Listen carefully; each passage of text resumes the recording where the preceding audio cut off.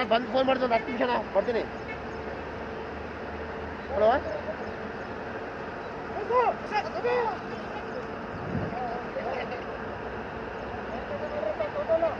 ಹಾಂ ಇಲ್ಲ ಹಾಕಂಗಿದ್ರೆ ಒಂದ್ರಾಗ ಹಾಕ್ಬಿಡ್ರತ್ತ ಮುಚ್ಚಿಬಿಡೋಣ ಏನ್ರಿ ಒಂದ್ರಾಗ ಹಾಕ್ಬಿಡೋಣ ಕೇಳ್ರಿ ಅತ್ತಾಗ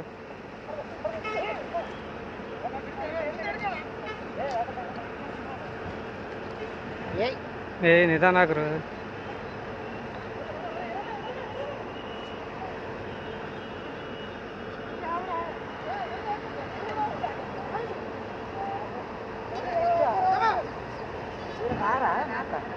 ಇಲ್ಲ ಹಾಕ್ಬಿಡ್ರತ್ತಾಗ ಓಲೆ ಹಾಂ ಹಾಕ್ಬಿಡ ಅಂತ ಹೇಳತ್ತಾಗ ಡ್ರೈವರ್ ಸಾಬ್